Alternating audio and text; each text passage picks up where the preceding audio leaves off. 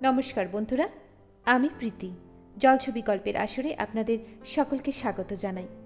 আজ আপনারা শুনবেন শ্রদ্ধেয় লেখক বিভূতিভূষণ বন্দ্যোপাধ্যায়ের কলমে পরিহাস। তাহলে চলুন বন্ধুরা, আর বেশি দেরি না করে শুরু করা যাক আজকের গল্প পরিহাস।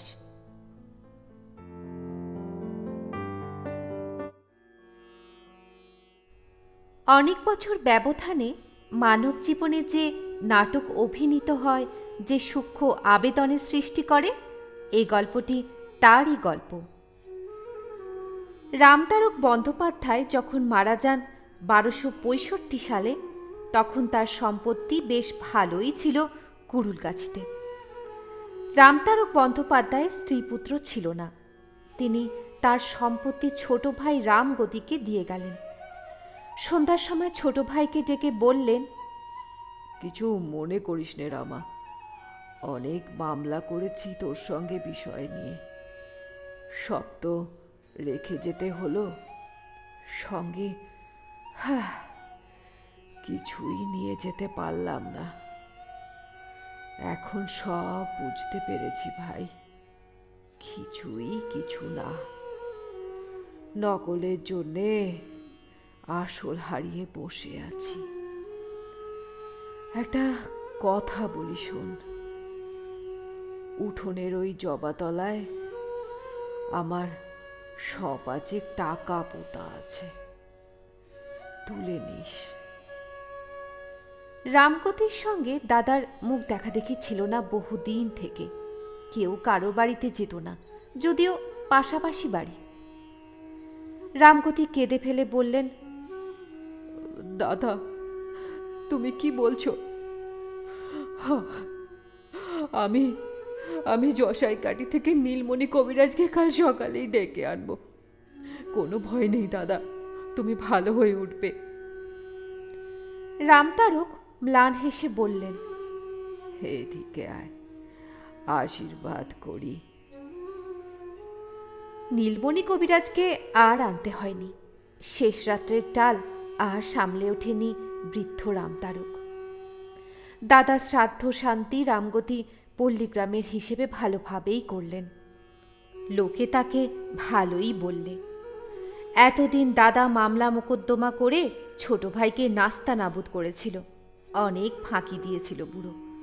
রামগতি ভালো প্রতিশোধই নিয়েছে। শ্রাদ্ধ শান্তি চুকে যাওয়ার পরে একদিন রামগতি তার চাকর হারাধনকে ডেকে বললেন, হারাধন, একটা কোদাল নিয়ে চল তো আমার সঙ্গে দাদার বাড়ি। কেন ছোট বাবু, কি হবে কোদাল? চল না বলছি।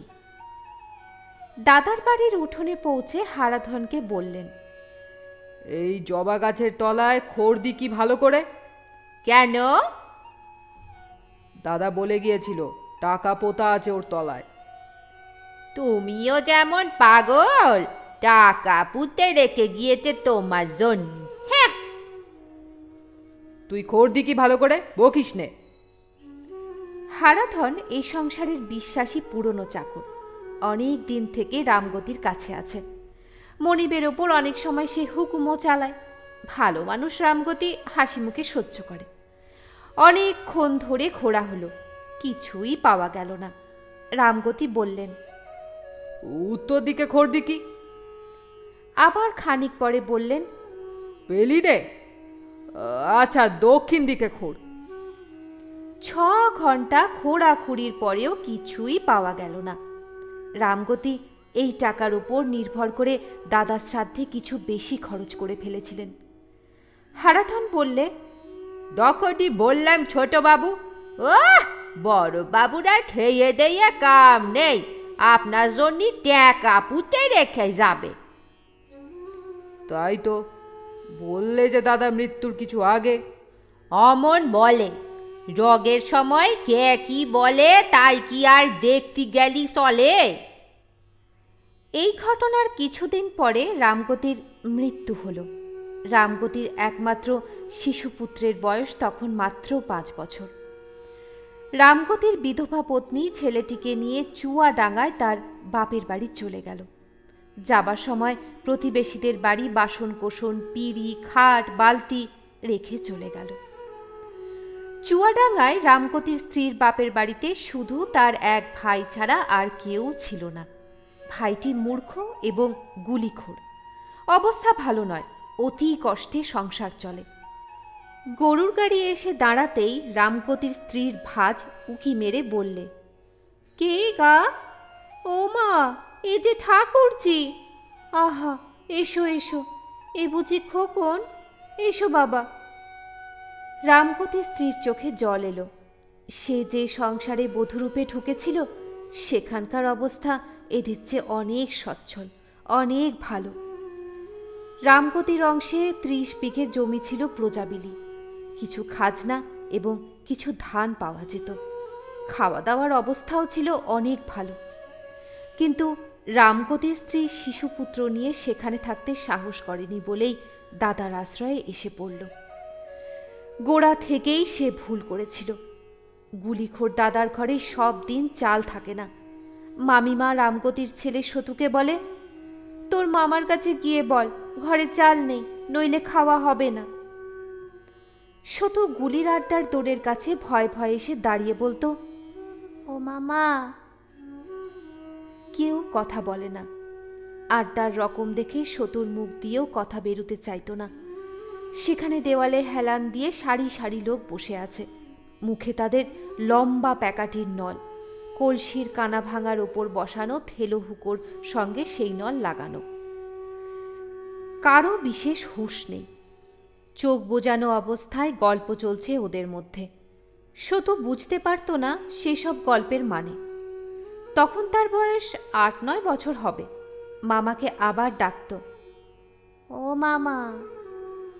মামা আস্তে আস্তে চোখ চেয়ে বলতো, কে রে? আমি সতু। মামিমা পাঠিয়ে দিলে, ঘরে মোটে চাল নেই।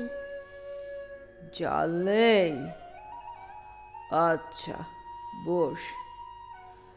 এমন চাল খাওয়াবো তোর মামিকে, বুঝতে পারবে চাল কাকে বলে। আবার 8 ঘন্টা। মামার সারা সংজ্ঞা নেই। বেলা হয়ে যাচ্ছে, মামি ভাত চড়াবে কখন? তারও খিদেতে পেট জ্বলছে। সে আবার ডাক দিলে, ও মামা। কে রে? আমি সতু। চালের পয়সা দাও মামা, ঘরে চাল নেই কিচ্ছু। দাঁড়া, হাতি বিক্রি করি আগে। হাতিটা বিক্রি করেই তোকে চাল তো চাল। ঘরের মধ্যে ওখান থেকে কে একজন টেনে টেনে বললে, হাতি কেন দাদা? আম বাগানটা বিক্রি করে দাও না। আরও কিছুক্ষণ কেটে গেল। সতু ডাকলে, ও মামা। কি রে? চালের পয়সা দাও। মামা ট্যাগ থেকে 2 আনা পয়সা বার করে ওর দিকে ছুঁড়ে দিয়ে বললে, যা, আর নেই, ওই দিয়ে চালাতে বলগে যে করে হোক। এই রকম ছিল মামা বাড়ির সংসার। মামিও খুব ভালো লোক ছিলেন না। ভাত দুটো দিতেন বটে, কিন্তু হাজার মুখ নাড়া দিয়ে আর হাড় ভাঙা খাটিয়ে নিয়ে। সতুর মা ইতিমধ্যে একবার কুড়ুল গাছিতে গিয়ে দেখেন তাদের জমি জমা অপরে দিব্যি দখল করে ভোগ করছে। তার হয়ে কথা বলে এমন লোক পাওয়া গেল না। মামলা করা একা মেয়ে মানুষের কর্ম নয়। দেখে শুনে তিনি আবার বাপের বাড়ি চলে এলেন। সতু গ্রাম্য পাঠশালায় লেখাপড়া শিখে 2 ক্রোশ দূরবর্তী চুয়াডাঙ্গার হাই স্কুলে ভর্তি হল। কয়েক বছর অতি কষ্টে পড়াশুনো করে সে 2য় বিভাগে এন্ট্রান্স পাশ করলে। তার বয়স তখন 18 বছর। এই সময় সতুর মা পরলোক গমন করলেন। সতুর মামিমা ওকে বললেন, এইবার একটা চাকরি টাকরি দেখে নাও বাবা, সংসার আর চলে না। তোমার মামাও বুড়ো হয়েছেন, আর তার ক্ষমতা নেই চালাবার। মামা তো ভাই দুটি ছিল অজমূর্খ, বর্ণজ্ঞান পর্যন্ত তাদের হয়নি। পরের গাছের আম কাঁঠাল চুরি, মাছ ধরা, এই ছিল তাদের কাজ। সতুর চেয়ে বয়সেও ওরা ছোট ছিল, সুতরাং সতুর উপর পড়ল গোটা সংসারের দায়িত্ব। একদিন ওর মামি বললেন, সতু, একবার যা কুড়ুলগাছিতে। ঠাকুর জামাইয়ের অনেক সম্পত্তি ছিল। ঠাকুরজি অনেক বাসন কোসন পরের বাড়ি রেখে এসেছিল শুনতাম। দেখে আয় দেখি বাবা। সতুর মাও তাকে মরবার সময় এ কথা বলে গিয়েছিলেন। বলেছিলেন, অমুক অমুকের বাড়ি বাসন আছে, রূপোর খাড়ু আছে। দাদার তো এই সংসার কখনো আনতে ভরসা পায়নি, উড়ে যেত এতদিন। তারা খুব বিশ্বাসী, আমার নাম করে জিনিসগুলো ফেরত নিয়ে আসবি তাদের কাছ থেকে। বৌমাকে তো দেখতে পেলাম না, বৌমাকে গিয়ে বলবি আমি দিয়েছি তাকে। অনেক দিন পরে সতু এলো কুড়ুলগাছিতে। 5 বছর বয়সে এখান থেকে চলে গিয়েছিল। সে কথা কিছুই মনে নেই। বাবার কথা মনে পড়ে ওর চোখে জল এলো। হারানো শৈশবের কত আবছায়া অস্পষ্ট স্মৃতি মনে জাগে। যেন ওই জানালার ধারে রোয়াকের কোণে কবে বাবা তাকে কোলে নিয়ে আদর করেছিল, সেই মুখখানা যেন আজও মনে পড়ে। পুরনো বাড়িতে ঢোকা যায় না, ঘন জঙ্গলে উঠোন ঢেকে ফেলেছে। ছাদের কার্নিশে জিউলি গাছ মস্ত বড় হয়ে আঠা ঝরাচ্ছে। বটগাছ গজিয়ে ফল প্রসবের অবস্থায় এসে পৌঁছেছে। তবুও সে পরের বাড়ি থাকল না। জন ধরে বন জঙ্গল কাটিয়ে এবং একটা ঘর পরিষ্কার করিয়ে নিয়ে সেখানেই থাকল। সঙ্গে এনেছিল একটা ছোট বিছানা, মশারি আর বালিশ। যাদের নাম মা করেছিল মৃত্যুর আগে, সেসব জায়গায় গিয়ে বাসন চাইলে সতু। তারা বললে, হ্যাঁ বাবা, সে কি কথা, আমাদের কাছে বাসন? সে কবে নিয়ে গিয়েছে তোমার মা? সে কি আজকের কথা বাবা? না না, থাকলে যে দেব না তেমন অধম কাজ কখনো হবে না আমার হারে। না বাবা, সেসব তোমার মা নিয়ে গিয়েছিল। কেউ কিচ্ছু দিলে না, অথচ তাদের অবস্থা ভালো, কোঠা বাড়ি, 2-1 দোতলা বাড়ি। সবাই হাসি মুখে মিষ্টি কথায় ফাঁকি দিলে ওকে। 2 বাঁশ ছাড় গ্রামের শ্যাম চক্রবর্তী দিব্যি ভোগ দখল করছেন খবর পেয়ে সেখানে যেতে বৃদ্ধ শ্যাম চক্রবর্তী হেসে বললেন, এসো বাবা এসো, ও বাঁশ ছাড় আমারই। সীমা ছাড়া হয়ে পড়েছিল বলে তোমার বাবার সঙ্গে গোলমাল হয় ওই নিয়ে। গাঁয়ের 5 জনকে জিজ্ঞেস করে দেখো, ও আমার পৈতৃক আমলের বাঁশ ছাড়। মিটে গেল। সতু ছেলে মানুষ, বিষয় সম্পত্তির কী বা বোঝে, কী বা জানে। ছেলে মানুষ পেয়ে সবাই ফাঁকি দিল ওকে। কেবল মুড়োর পাড়ার জীবন ডাক্তারদের বাড়ি ও সত্যিকারের স্নেহ পেলে খানিকটা। জীবন ডাক্তারের স্ত্রী ওকে বললেন, তুই তখন এতটুকু এখানে আসতিস, তালশাঁস দিতাম হাতে, খেতিস বসে বসে। হা হা, তোর মার তো আর মরবার বয়স হয়নি, অল্প বয়সে মারা গেল। অল্পভোগী লোক, বস, 2 মুড়ি খা। কে একজন একদিন ওকে এসে বললে, বাবু, আপনাকে ডাকছে আপনাদের পুরনো চাকর হারাধন। সে উঠতে পারে না বিছানা থেকে। আপনি এসেছেন শুনে কদিন কেবল আমাকে বলছে আপনাকে ডাকতে, তা আমার সময় হয় না। শুধু হারাধনের নাম শুনেছিল তার মায়ের মুখে। ছেলেবেলায় দেখলেও সে কথা তার মনে ছিল না। লোকটা ওকে একটা ভাঙা কুড়ে ঘরে নিয়ে গেল। উঠোনে একটা কামরাঙা গাছে পাকা পাকা কামরাঙা ঝুলছে। ঘরের দাওয়ায় একটা মাছ ধরা ঘুনি উপুর করা আছে। ঘরের মধ্যে অন্ধকারে মেঝের উপর বিছানায় একটা লোক শুয়েছিল। সতু ঘরে ঢুকতে লোকটা বিছানায় উঠে বসবার চেষ্টা করলে। মুখের দিকে চোখ চেয়ে বললে, কে? খোকন, আমার খোকন সোনা, আয় কাছে আয়, ভালো করে দেখি কোলে পিঠে মানুষ করেছি রে তোরে। লোকটা হাউ হাউ করে কেঁদে উঠল। সতু তো অবাক, চুপ করেই রইল সে। লোকটা বললে, বাবা, তোমারে ডেকেছি কেন বলি? আমি আমি মহা পাপ করেছিলাম, তোমার কাছে সেটা বলি। আমার আমার সব গায়ে ঘা হয়েছে, তার উপর জ্বর, খেতে পাইনে। কেউ একটু জল মুখে দেবার লোক নেই। তোমার জ্যাঠামশাই মরবার সময় তোমার বাবারে বলে তাদের উঠোনে জবা তলায় 500 টাকা পুঁতা আছে। আমারে সে টাকা তুলতে বলে তোমার বাবা। আমি মাটি খুঁড়ে দেখলাম একটা পেতলের বগনোর কানা দেখা যাচ্ছে। আমি তার উপর অমনি মাটি চাপা দিয়ে ফেললাম। খুব বুদ্ধি চাপলো মাথায়।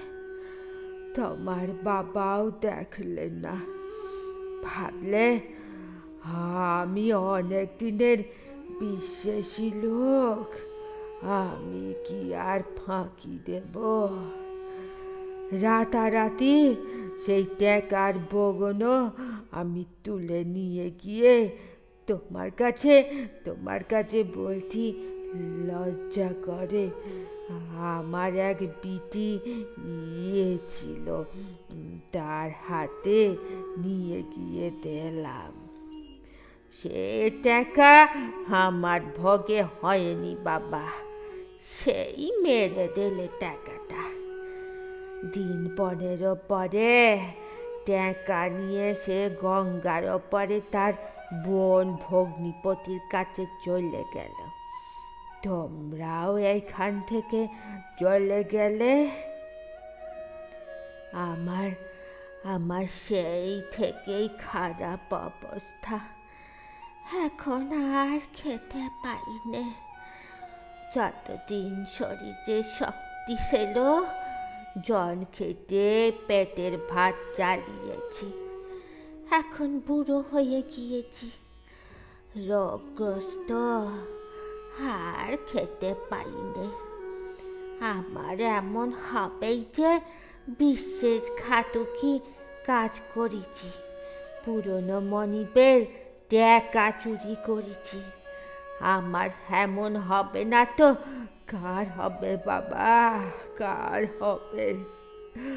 আজ তোমার কাছে বললাম, যদি তাতে পাপের বোঝা কমে।